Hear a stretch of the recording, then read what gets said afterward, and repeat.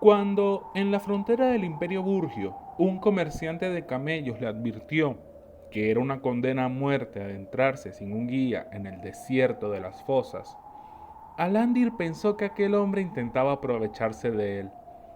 Solo quiere enviarme con uno de sus muchachos y cobrarme una barbaridad de monedas por nada. No se molestó en preguntarle al viejo comerciante por qué lo decía, y sobreestimando su habilidad para orientarse con las estrellas, siguió avanzando rumbo al oeste por el árido matorral hasta que la tierra seca se cubrió de arena y grandes dunas comenzaron a rodearlo. Aquel fue un cambio abrupto en su travesía, pero ni la desaparición de las plantas del matorral, ni el sutil y misterioso gorgoteo que se escuchaba de rato en rato lo perturbaron tanto como el aumento exagerado de la temperatura a la que estaba expuesto. Ese no era el primer desierto que cruzaba desde que comenzó su aventura 3 años atrás, pero sí era el primero en generarle mareos y una profunda confusión. Respirar era casi doloroso, la visión se le distorsionaba por el calor y la brisa áspera le rasguñaba la piel como si cada grano de arena tuviera un borde filoso. Tuvo varias oportunidades para dar vuelta atrás, pero tan terco como el dromedario que lo acompañaba, siguió avanzando, confiado en que, al tercer día de su travesía, llegaría a una pequeña villa junto a un oasis donde podría descansar. Qué grande fue su decepción cuando al atardecer de aquel anhelado tercer día, y luego de subir una duna con una cuesta pronunciada, lo que encontró detrás no fue una villa, sino una fosa de 50 metros de circunferencia del que provenía un gorgoteo y pequeñas explosiones.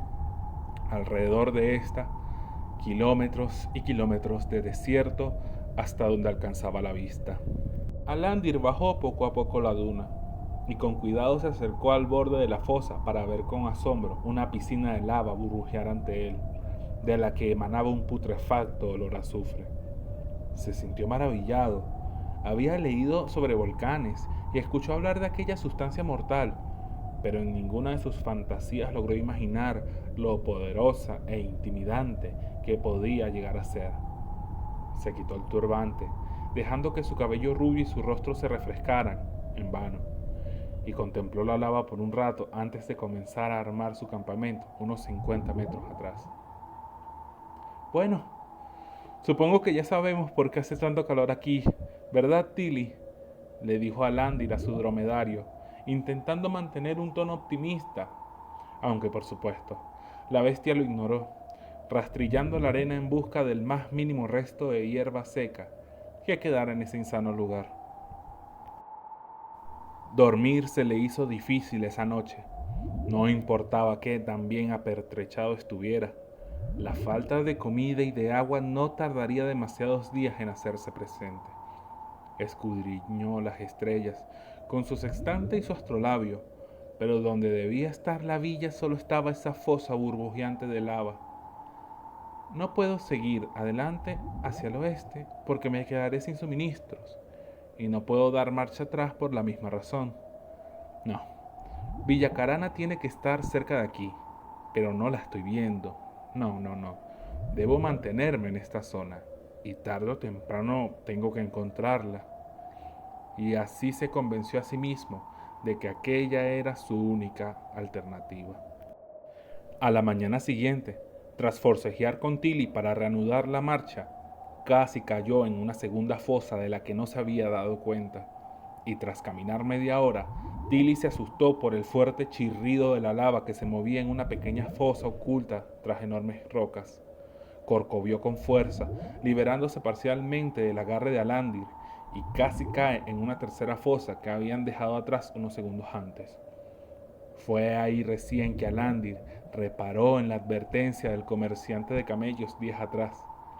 Aquello era una sentencia de muerte, no por el peligro de perderse, que también estaba ahí, sino por el riesgo latente de caer en pozas de lava hirviente escondidas en la arena del desierto. La velocidad a la que avanzaban se redujo a la mitad, pues cada paso estaba lleno de cautela y miedo. Así pasó un día y una noche, mientras el optimismo de Alandir daba paso a un miedo cada vez mayor, acompañado de taquicardia y espasmos.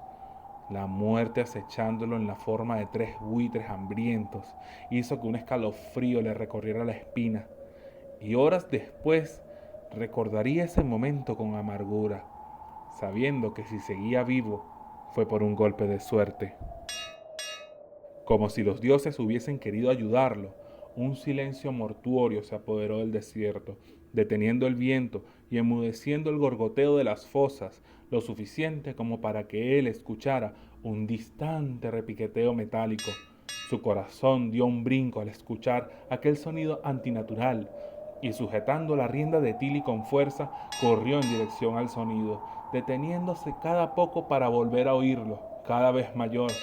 Tras 15 minutos divisó una columna de humo y oculto tras una duna, un oasis rodeado de palmeras le dio la bienvenida.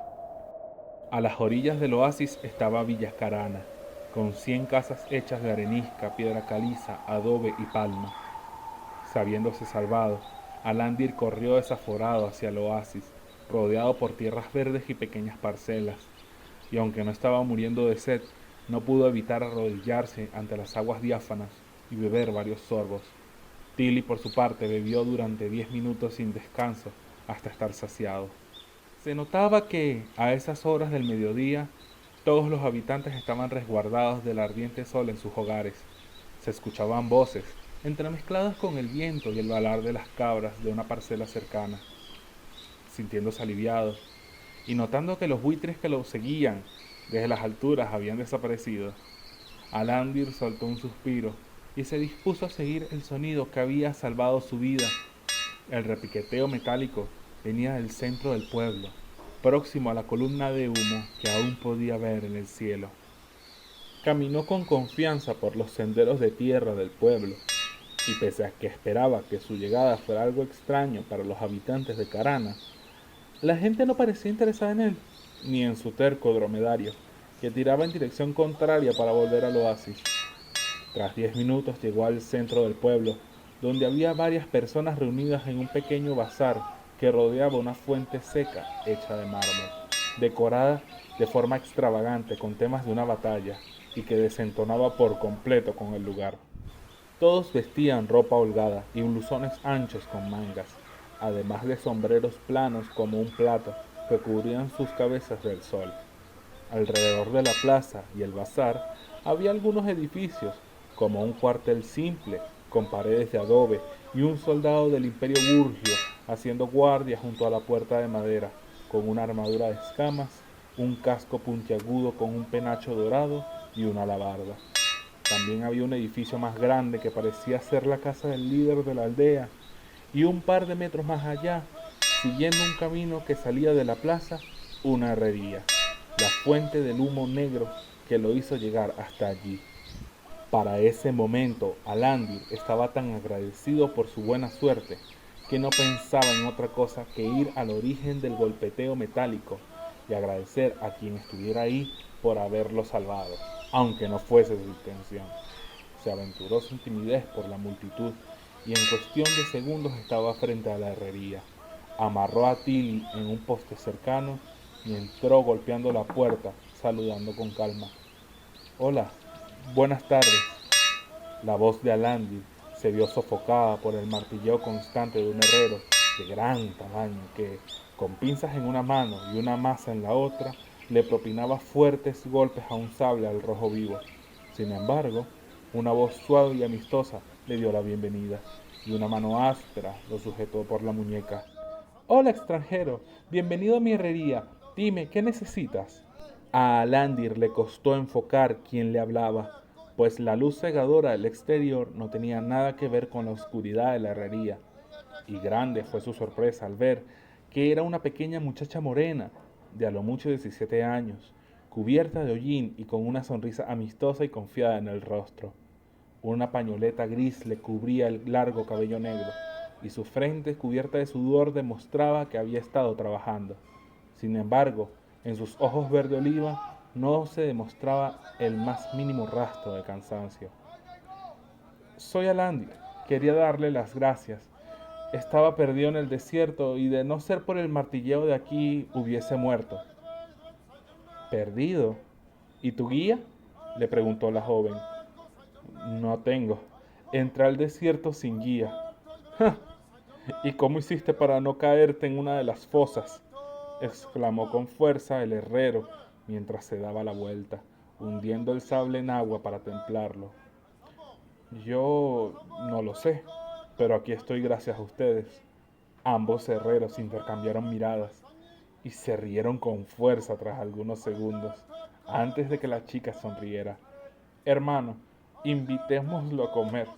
Estamos ante un bendecido por los dioses. Los dos se lavaron las manos y la cara con agua fresca y se quitaron los delantales mientras se presentaban. Carol y Brown eran sus nombres y regentaban aquella herrería desde que eran niños. Aunque intentó ahondar en detalles, Alandir no les sacó más información al respecto. Le dieron la bienvenida en su casa, que quedaba en el piso superior de la herrería. Mientras Carol y Brown cocinaban, Alandir les contó todo sobre su aventura, que comenzó 3 años atrás, y cuando le sirvieron un generoso plato de carne de cabra adobada, con especias, yogur y una ensalada dulce de lechuga, dátiles y ciruelos de las arenas, él se atrevió a cambiar el tema. Tengo cierta curiosidad sobre... bueno, si saben la respuesta, pregunta. E insistió Brown, interrumpiendo su verborrea. Es bien. ¿Por qué hay pozas de lava en el desierto? Brown y Carol sonrieron complacidos, y ella asintió suavemente. Por supuesto que lo sabemos. Amo esa historia. Es triste que los viajeros solo vengan a hacer negocios, pero nunca preguntan por los mitos de este lugar. Prepárate, porque esta es la leyenda de una mujer tan poderosa como los dioses, pero tan frágil como cualquier otra humana. Escucha su tragedia, y cuando termine, quedará en tus manos decidir quién fue el culpable de tanto dolor. Si su soberbia, su ambición, la codicia de los nobles de Noelmia o la indiferencia de quienes debían protegerla, dijo Carol antes de comenzar su narración. Todo sucedió hace 500 años, cuando Burgia no era un imperio, sino un pequeño y joven reino que se extendía a lo largo de una costa violenta y estaba rodeado por desiertos inhóspitos. Se dependía de la magia para casi todo, y fue gracias a esa dependencia que se lograron grandes avances en todas sus ramas. Eventualmente se fundó la Academia de Magia de la capital, Noelmia, y durante sus primeros años alguien sobresalió de entre todos los estudiantes y maestros. Una hechicera formidable, superior en todos los sentidos a cualquier persona de su época, de cabellos rojos como la lava de las fosas en las que casi caíste, piel tan blanca que la hacía confundirse con el resplandor del sol sobre la arena, y una belleza que era inigualable por las doncellas más hermosas del reino. No hay nadie en nuestro imperio que no conozca el nombre de Semalia. Era hija de pescadores, y su infancia la vivió en una aldea cercana a la capital, engarzada en la cima de un risco y con un sendero que bajaba al puerto y a una playa pedregosa. Realmente no había nada particular en su linaje, ni una pista que pudiese haber anticipado su futura grandeza. Lo cierto es que, según cuenta la leyenda, un grupo de hechiceros de la academia viajaron a aquel paraje en busca de ingredientes para pócimas, y por accidente notaron que aunque el mar estaba tranquilo aquella mañana, al pie del risco donde la aldea reposaba, alguien agitaba las olas con furiosa vehemencia. Bajaron el sendero hasta la playa y recorrieron todo el puerto hasta llegar al acantilado. Se acercaron con cautela y se asombraron al ver una niña de 9 años descalza sobre las rocas resbalosas, jugando con inocente alegría, haciendo alarde de un control elemental que a otros le tomaba años alcanzar. No se sabe por qué era tan poderosa. El mito se ha tragado parte de la verdad y también muchos detalles han pasado al olvido. Algunos dicen que ella era una favorecida de los dioses inmortales y otros que solo era una estudiante aplicada de las artes mágicas. Quizás solo tenía talento, es difícil saberlo, pero para los hechiceros era imposible ignorar lo que descubrieron. En las siguientes semanas, maestros e investigadores de la academia fueron a visitarla y no quedaron decepcionados ante las habilidades que Semalia mostraba con orgullo, inocente, sin saber las consecuencias de lo que hacía. Gente poderosa, con mucho dinero, sintió interés en el talento innato de la niña y no escatimaron en recursos para pagar su educación. No se sabe bien qué intenciones tenían con ella, pero hay un dicho que reza: piensa mal y acertarás, extranjero. Seguro querían explotarla, usarla como arma de guerra. ¿Quién sabe? Pagaron millonadas a sus padres, que la entregaron de buena gana, sin importar sus protestas y alaridos. Ay, se llevaron a Semalia a la Academia de Magia de Noelmia. Y que se sepa, jamás regresó a aquella villa que la vio nacer y de la que hemos olvidado su nombre. En la academia vivió los siguientes 15 años y se cuenta que era bastante rebelde e intrépida, pero también curiosa y sedienta de conocimiento. Destacó en todas las áreas del saber mágico bastante rápido, y si ya tenía dominio natural sobre los elementos de la magia, sus estudios la llevaron más allá de cualquier expectativa. Esto despertó la admiración y la envidia de sus compañeros, y aunque siempre estaba rodeada de un séquito de estudiantes, se dice que no tenía ni un solo amigo, tal vez porque nadie la veía como persona, sino como hechicera, o quizá porque ella misma se sentía superior a los demás estudiantes. Quien intentó desafiarla fue derrotado, quien intentó sabotearla fracasó estrepitosamente. Los únicos que tuvieron éxito al hacerle daño eran quienes murmuraban a sus espaldas, diciendo que era un monstruo. Contra ellos no podía hacer nada. También se codió con la élite de Noelmia, y a medida que crecía en edad y poder, su leyenda se hizo más grande. Semalia, la dama roja, con cabellos de rubí y pecas sobre su nariz respingada, la formidable hechicera capaz de derrotar a la diosa Hera y rivalizar en poder con el dios Antor, tan bella, tan amada. Tantos halagos le inflaron el ego, y parece ser que no había nadie a su alrededor que frenara esa avalancha. Algunos dicen que sus padres iban con frecuencia a visitarla, y algunos cuentan que más nunca vio a su familia, que nadie que no fuesen los nobles que pretendían aprovecharse de ella se le acercaban, y que esa fue la verdadera causa de lo que sucedería después. Extranjero, ¿qué tanto sabes sobre la magia y sus ramas?, preguntó Carol de golpe, interrumpiendo la historia. Apenas lo necesario. ¿Por qué? Es importante para lo que queda de historia, dijo Brown. Verás, la magia tiene 4 ramas: luz y oscuridad, elemental y arcano. Simple, básico. Cada una es un mundo en sí misma, y aunque se pueden combinar entre ellas, hay una en particular con la que no se debe jugar. La magia arcana, la magia que compete al tejido mismo del universo y de la realidad, cambiando los atributos de la materia, alterando la percepción del espacio, reduciendo el tiempo o dilatándolo a voluntad del hechicero. Es una fuerza delicada, capaz de hacer maravillas y ocasionar tragedias. Y Semalia lo sabía. Semalia lo sabía. Y pese a conocer los peligros, se dejó llevar por una idea que rondó su cabeza desde el primer día que le dieron una clase teórica de magia arcana.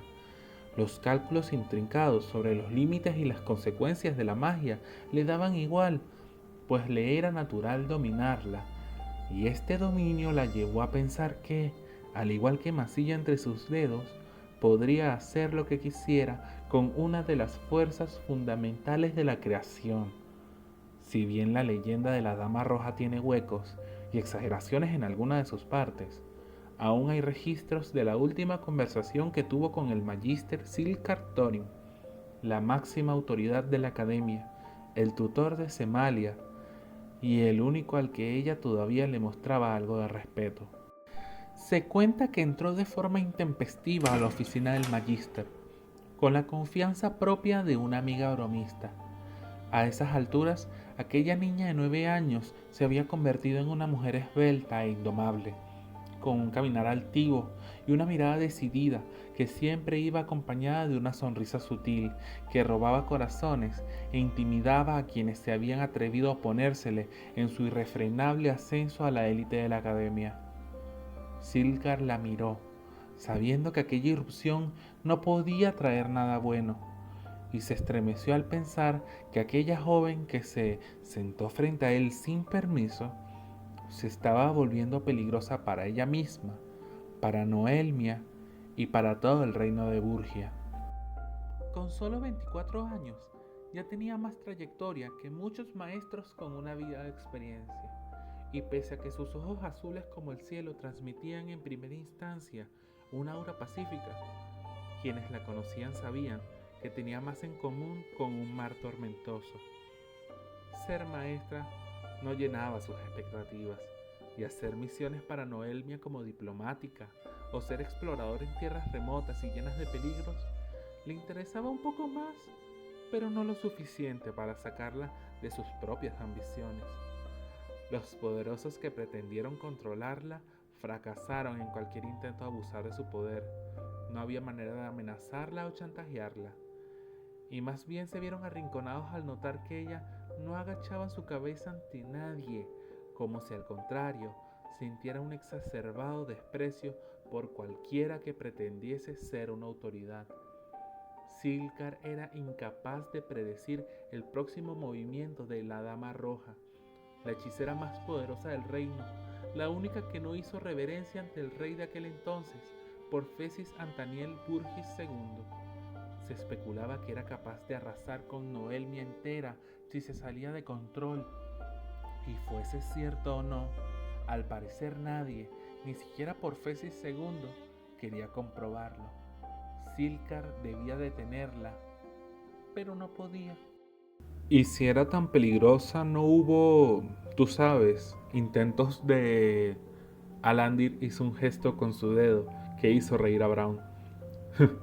Bueno, si acaso intentaron asesinarla, nunca se supo, pero en todo caso no tuvieron éxito, y parece ser que ella no le dio especial importancia. Nadie representaba una amenaza real para ella, y estaba demasiado concentrada en sus proyectos, en los que eran conocidos por la academia y en los que no, completó Carol antes de continuar. Aquella tarde, en la elegante oficina del Magister Silkar, Semalia le dijo que pretendía llevar a cabo el máximo de los logros de la magia arcana hasta aquel entonces. Sus estudios y pruebas le hicieron ver que, aun si ambas ramas, la arcana y la elemental, eran una aparente contraposición, su unión podía dar resultados inigualables. En las afueras de Noelmia, rodeada por la arena del desierto y segura de que no podía hacerle daño a nadie, estuvo cerca de crear seres de piedra con sangre hirviente, movidos por la magia arcana y que se mantenían en pie gracias a esta. Su deseo más grande, darle conciencia a aquello que no había sido creado para tenerla. Oh, ya veo, ese es el origen de los famosos golems de Burgia, interrumpió Alandir, pero Carol no demoró un segundo en contestar. No, no, no, no, no, no. No les digas golems. Hay una vital diferencia entre los mecanoides de Burgia y lo que pretendía crear Semalia. ¿Has ido a Noelmia, Alandir?, preguntó Brown. No, pero he leído mucho de esas criaturas metálicas movidas por magia arcana. Entiendo. Verás, los golems de Semalia, a diferencia de los mecanoides... ¡No le digas! Déjame continuar con la historia, lo interrumpió Carol, con una sonrisa, disfrutando cada instante de su narración. Semalia no notó que, mientras contaba sus avances, la mueca de Silcar al escucharla era de horror. El larguirucho anciano de cabello cano, perfil huesudo y aguileño, jamás pensó que la dama roja fuera capaz de avanzar tanto ella sola. Y algo en la entraña, un ardor desagradable que se unió al más fuerte de los espasmos musculares, le hizo saber que aquellas pruebas serían la perdición de toda Noelmia. La interrumpió en el acto y le imploró que detuviera aquello, reafirmando lo que todo el mundo, menos ella, parecía entender. Semalia, la magia arcana no es un juego, no es una simple energía, sino los hilos que tejen la realidad. Si sigues adelante, los resultados pueden ser catastróficos o maravillosos, refutó. No, no sigas adelante, por favor, masculló Silcar con temor. Ella, que entró como amiga, se levantó con fuerza y miró a los ojos a Silcar con un desprecio que el magíster sintió como una puñalada en el corazón. La joven no dijo nada, pero él sabía que, como maestro y tutor, falló aquella tarde, pues hasta entonces no había entendido que más allá del respeto que ella le tenía, para Semalia, él era el único en quien podía confiar. Tal vez ver sus avances, tal vez orientarla por el camino correcto o corregirla una vez hubiese entendido plenamente lo que ella pretendía hacer, hubiesen sido mejores opciones. Mas rechazarla directamente fue como abandonarla en el vacío. Y cuando ella notó el miedo que le causaba, la dama roja se sintió traicionada. Abandonó la academia aquella noche, apertrechada con una túnica blanca adornada con gemas de brillar carmesí, un bastón de 1,5 metros de madera gris nudosa y una mirada llena de odio. Aunque aquello se hizo noticia de inmediato, nadie se atrevió a seguirla mientras se adentraba en las arenas del desierto. Asimismo, nadie está seguro de qué hizo los primeros días luego de su partida, pero caravanas mercantes que cruzaban el desierto con camellos dijeron escuchar llantos y chillidos durante las noches silenciosas, acompañados de fuertes golpes que despertaban a hombres y camellos por igual. Era como si un gigante lanzara rocas contra la pared de un acantilado, logrando que hasta la arena bajo sus pies se sacudiera con fervor. Aterrados, levantaban sus campamentos y huían, y ninguno tuvo jamás el valor de comprobar a qué se debía aquello, aunque por supuesto se asume que era ella, desahogándose por su perpetua soledad. Y la leyenda de la Dama Roja podría terminar aquí, desapareciendo en el desierto en un halo de misterio, pero no. Un mes después de su partida, el primero de varios sismos sacudió los cimientos de Noelmia. Una calurosa tarde de mayo, la tierra se abrió y una grieta de 3 metros de ancho, 5 de profundidad y 1 kilómetro de largo dividió por la mitad el barrio más adinerado de Noelmia. Horas después, cuando aún se hablaba con fervor de lo extraño que había sido aquello, una réplica azotó la zona del puerto, hundiendo uno de los muelles en el mar. Aunque los sismos se sentían en todo el territorio, el daño localizado levantó sospechas, y tanto los guardianes de Burgia como los hechiceros de la academia tenían una sola persona en mente. Accidental o no, aquello respondía a los designios de un hechicero de gran poder.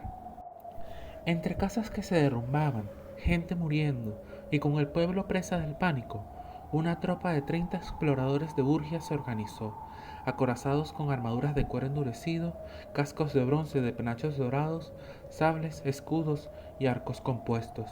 Avanzaron por el desierto sobre dromedarios, acompañados por el magíster Silcar y varios hechiceros prominentes, con el único objetivo de encontrar a Semalia. Las arenas del desierto, en aquel entonces, no eran demasiado distintas a las que conoces hoy, Alandir. Una planicie árida salpicada de gigantescas dunas, con un sol gigantesco, inclemente, y un silencio solo interrumpido por el soplo del viento. Solo por el soplo del viento. Avanzaron por cerca de 50 kilómetros el primer día, cuando al atardecer un gorgoteo los hizo detenerse en seco. Agua en el desierto. Ascendieron por una duna gigante y a la distancia vieron un enorme oasis de lava ardiente rodeado por tierra chamuscada. Todos se quedaron boquiabiertos, horrorizados incluso, y Silcar no tardó ni un minuto en entender que aquella maravilla de la terraformación fue obra de Semalia. Se acercaron con cautela a la poza de lava y sintieron un intenso calor combinado con el nauseabundo olor del azufre. Los hechiceros ahí presentes intentaron enfriar la lava y cubrir aquella aberración con arena, pero fracasaron en su tarea. Asimismo sucedería con las cientos y cientos de fosas, grandes y pequeñas, que encontrarían en su camino. La confusión de los presentes crecía con cada paso de sus asustados dromedarios, en tanto intentaban mapear aquella zona para evitar que cualquier desgraciado que tuviera que volver a toda prisa a Noelmia cayera por accidente en la lava. Tal vez era la imaginación de Silcar, pero incluso pudo sentir berridos y quejidos provenir de las pozas ardientes. ¿Qué estaba haciendo Semalia? Obtuvieron su respuesta 12 días después. A los gorgoteos y chirridos usuales generados por la lava hirviente se sumó el apacible sonido de un arroyo. Aquello era indudablemente agua, y tras seguir el sonido encontraron, esta vez sí, un oasis de aguas diáfanas, rodeado por un enorme campo verde y palmeras de varios metros de altura. Otra obra de Semalia, el oasis que da vida a este pueblo. Tras permitir que los dromedarios bebieran, siguieron su viaje hacia el noreste, cuando un repentino golpe sacudió la tierra bajo sus pies e hizo caer a más de un soldado de su montura. Silcar alzó la mirada y supo que detrás de la próxima duna vería a Semalia. Cabalgó en solitario hasta la cima y con ayuda de su catalejo la vio. A unos 500 metros estaba la Dama Roja, entre ruinas, con su elegante túnica de blanco impoluto, decorada con gemas carmesí, su bastón gris que brillaba con fulgor y su sombrero de punta, que salió volando ante el bramido de una montaña deforme de 60 metros de alto, que se movía con la agilidad de cualquier otro ser vivo, dejando atrás a cada paso que daba una poza de lava hirviente y arena quemada. Silcar sintió su corazón irse al suelo al comprender lo que veían sus ojos y lo que Semalia estuvo intentando hacer todo aquel tiempo. Frente a ella no estaba una montaña, sino un golem de lava y basalto, con ojos que ardían como carbones incandescentes, tan vivo como cualquiera de nosotros en esta mesa. Los mecanoides de nuestro imperio son criaturas sin vida, animadas por la magia arcana y la voluntad de los hechiceros que los han creado, pero sin vida. En cambio, la Dama Roja no se limitó a esto y usó la magia arcana para darle vida a una amalgama de basalto y lava que se retorcía de dolor y sacudía su cuerpo con furia. Semalia, sin embargo, parecía fascinada y no intentó hacerle frente mientras el golem avanzaba y retrocedía entre espasmos, retorcijones y feroces rugidos.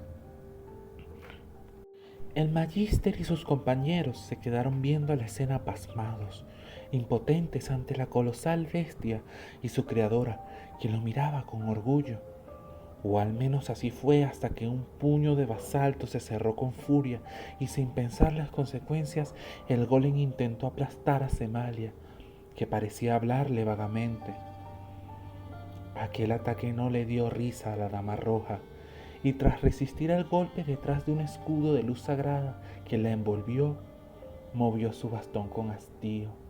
De pronto, como si se le hubiese sustraído la vida de las venas ardientes de lava, el golem se derrumbó sobre la arena, causando un fuerte temblor mientras la lava ardía y burbujeaba, abriéndose paso entre la arena y conformando una nueva fosa. La criatura chilló hasta convertirse en un oasis de lava que jamás se apagaría. Silcar montó en su dromedario y avanzó hacia ella tan rápido como pudo para evitar que escapara, con una decisión contradictoria, con el temblor de sus manos y el frío en su nuca. Sin embargo, Semalia, que lo había visto desde hacía bastante tiempo, ni se inmutó.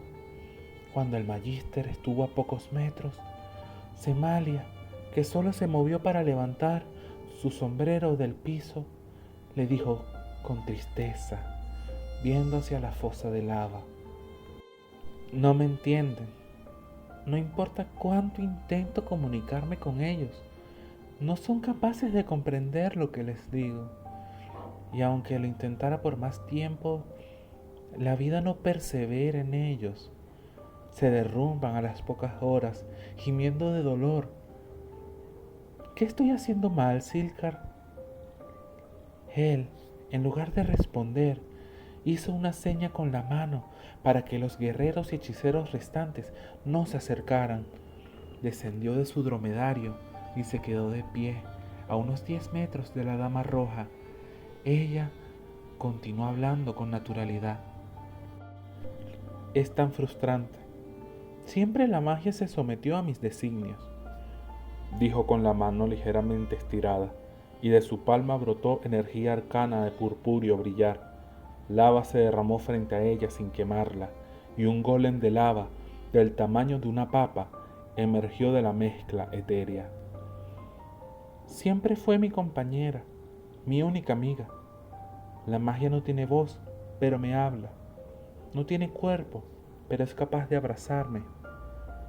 En mi triste cautiverio en la academia, la magia fue mi único consuelo, pero ahora se me resiste, dijo con tono triste, mientras el diminuto golem pretendía arremeter contra ella, y, sin dificultad, ella lo aplastó entre sus dedos delicados.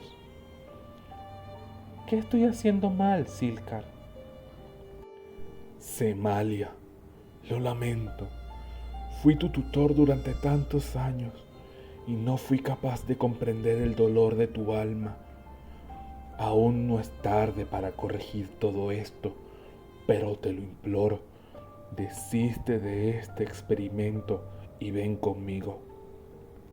Se cuenta que Silcar le habló con la voz quebrada, pero no por el miedo de que Semalia diera fin a su vida con un movimiento del bastón, sino porque la tristeza se había apoderado por completo de él. La dama roja, sin embargo, no pareció conmoverse por aquellas palabras y sin mirarlo contestó: la magia de luz no me ha servido para animar a mis hijos. Con la magia arcana, sí, pero me odian apenas nacer. ¿Por qué? No entiendo lo que sucede. Semalia, escúchame por favor. Tus experimentos están destrozando Noelmia. Toda Burgia se sacude cada vez que creas uno de tus La mirada furibunda de Semalia lo hizo morderse la lengua. De tus hijos. Noelmia, Burgia, intentas convencerme de que pare, intentando despertar mi empatía por ellos, pero se ve que nunca te molestaste en conocerme, Silcar. Pues no sabes que a mí esta tierra no me importa una mierda, dijo confiada, aunque Silcar contaría que, en la sonrisa irónica de la dama roja, pudo ver un rastro de tristeza, o quizás fue por la lágrima que se deslizó por su mejilla blanca como la nieve. Semalia, responde mi pregunta, Silcar. ¿En qué estoy fallando? Bien, si acaso no puedo llegar a ti de otra manera, Te lo diré, aseguró Silcar mientras tragaba grueso y contenía sus lágrimas, al mismo tiempo que materializaba su bastón directo desde el éter. Me preguntas, ¿qué has hecho mal? Has cometido un error básico al pensar que la vida se doblegaría a tus designios. La magia arcana no es tu juguete, ni tu compañera, ni tu instrumento, y las criaturas que has creado, que sufren cada instante de su vida, no te pertenecen para darles vida y quitárselas a placer, aun si no te obedecen, aun si no tienen la inteligencia para comprender que eres su madre, aun si te odian. Nadie te ha dado ese derecho. Todo el mundo parece entenderlo, menos tú. Tanto poder, tanto potencial, y no entiendes algo tan simple. Una mueca de sorpresa sincera se dibujó en el rostro de Semalia, que ni siquiera necesitó mover su bastón para bloquear el ataque de Silcar. De hecho, parecía abstraída en sus pensamientos, mientras una andanada de dardos del grosor de un brazo, compuestos de un humo verde y ponzoñoso, salían disparados de la punta del bastón de aquel veterano hechicero. Pero un ataque que hubiese asesinado a cualquier otro en el acto, un hechizo que de hecho estaba diseñado para atravesar barreras mágicas sin dificultad, rebotó de la barrera sagrada de Semalia como si fueran pequeñas gotas de agua golpeando una ventana. Al ver aquel ataque, los guerreros avanzaron en los dromedarios, formando un círculo que la rodeaba, en tanto disparaban con sus arcos compuestos rondas y rondas de flechas. Pero por supuesto, si el ataque del Magister le resultó indiferente, las flechas de los guerreros directamente no existían para ella. Silcar ordenó la retirada inmediata, pero no fue escuchado, y Semalia no tuvo compasión en cuanto salió de su trance. Levantó el bastón y suavemente lo dejó caer 30 centímetros hasta que la base golpeó el suelo, generando una onda de choque que levantó un muro de arena y polvo que envió a todos por los aires. Dromedarios, guerreros y hechiceros salieron despedidos cientos de metros hacia atrás, y solo Silcar, protegido por una barrera mágica que no colocó él a su alrededor, se mantuvo en su sitio, impotente. Cuando la pared de polvo se desvaneció, la barrera se convirtió en una jaula y Semalia estaba de pie junto a él, a no más de 13 metros. No temas, no te guardo rencor por intentar asesinarme, dijo la dama roja, mientras su mano se levantaba y de la tierra poco a poco brotó un golem de lava de 2 metros de altura. Cuando estuvo completamente conformado, lo encerró en una jaula de luz sagrada similar a la de Silcar. Me cuesta entenderte, Silcar, porque ¿habría yo de tener algún respeto por la vida de mis creaciones? ¿Por qué debo respetar y sacrificar mis deseos por la vida de los Burgios si ellos no lo han hecho por mí? Semalia, sincérate conmigo. ¿Son tus hijos o tus creaciones? ¿Por qué anhelas crear vida si no es para protegerla? Te fallé como maestro, te dejé sola y Noelmia te falló al aislarte e intentar utilizarte. Lo lamento mucho, pequeña. En serio lo lamento. Pero no debe ser tu deseo convertirte en una nueva tirana. Míralo. Silcar, que se veía impotente ante Semalia, no volvió a atacarla, sino más bien señaló con el dedo al golem, que se palpaba a sí mismo, soltando chillidos y pequeñas explosiones de su cuerpo. Dices que te cuesta entenderme, Semalia, pero sé que mientes. Tú entiendes bien la diferencia entre cualquier otro experimento y ese ser. Él sufre, siente y padece, igual que tú. Lo lamento tanto, Semalia. No debimos aislarte. Tú no eras un experimento de esos malditos nobles que te llevaron contra tu voluntad a una academia de magia. Pero no le hagas el mismo daño que te hicieron a ti, ni hagas que los inocentes de Noelmia paguen el encierro y la soledad al que te sometió la academia. Semalia se mantuvo tranquila y tras escuchar aquello volteó a ver al golem, que de inmediato le devolvió la mirada con sus ojos incandescentes. La dama roja alzó la mano, como lo hizo tantas otras veces para destrozarlos, y de pronto la mano de la hechicera se acercó a la criatura, tocándola en su pecho de basalto hirviente. La criatura se asustó, alzó su poderoso brazo y la golpeó de lleno, rasguñando su vestidura blanca e impoluta. Ella miró su brazo malherido, lo sanó con un movimiento de su dedo y volvió a alzar la mano. Una vez más tocó el corazón de aquel golem y otra vez la bestia la golpeó y ella sanó. Y ese proceso se repitió varias veces mientras lloraba amargas lágrimas, hasta que pasados los minutos la criatura ya no la golpeó y un largo suspiro salió de la boca de Semalia mientras deshacía la jaula de luz sagrada en torno a la criatura y en torno a Silcar. El magíster, que la conocía desde que llegó a la academia 15 años atrás, la vio por primera vez con esperanza. El golem poco a poco parecía menos desesperado y se sintió un momento de paz donde los chillidos de la lava se atenuaron. Silcar, ¿algún día dejaré de estar sola?, preguntó Semalia sin voltear a mirarlo. Ante esa pregunta, él sintió un profundo vacío, pues no quería mentirle, ni tampoco decirle que no tenía una respuesta.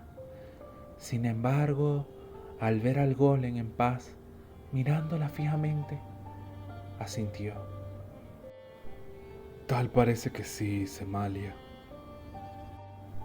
Una sonrisa se dibujó en el rostro de la dama roja, y tras un breve momento en el que compartieron miradas, Semalia asintió. Gracias, maestro.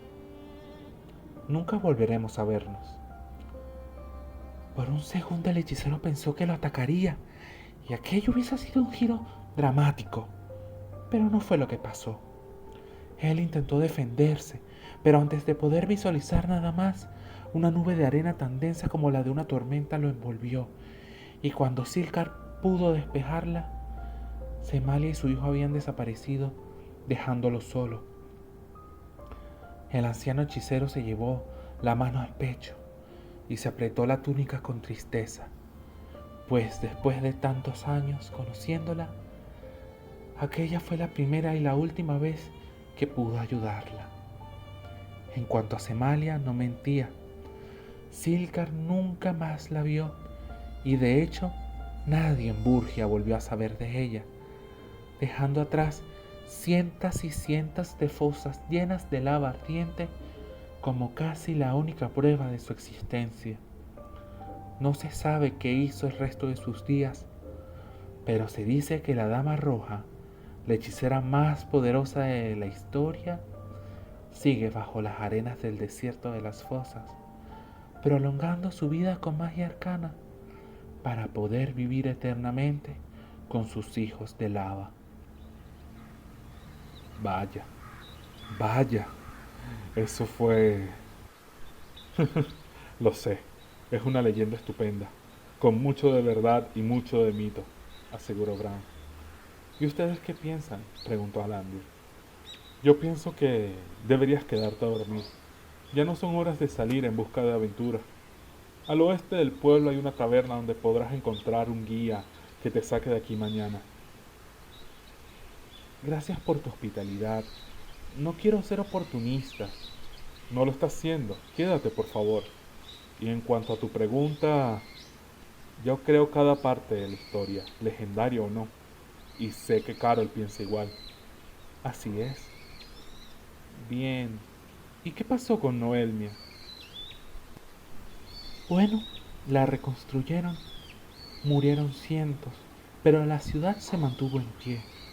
El rey Porfesis II envió una expedición con 1000 soldados para encontrar a Semalia, para hacerla pagar o algo así. Obviamente no la encontraron. Y qué bueno que no fue así.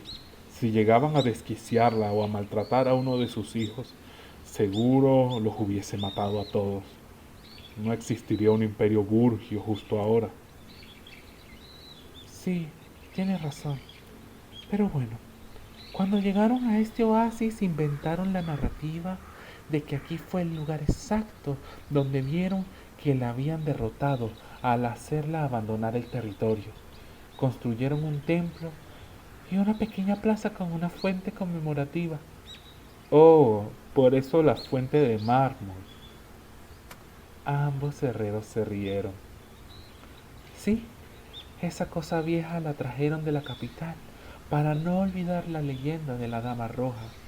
Pero la verdad no combina nada con el pueblo y todo el mundo sabe que nadie derrotó a Semalia. Durante mucho tiempo la odiaron, pero poco a poco la imagen de Semalia se convirtió en una de resistencia ante los abusos de la nobleza. Y Alandir lo pensó por un instante. Ustedes, ustedes sí creen que...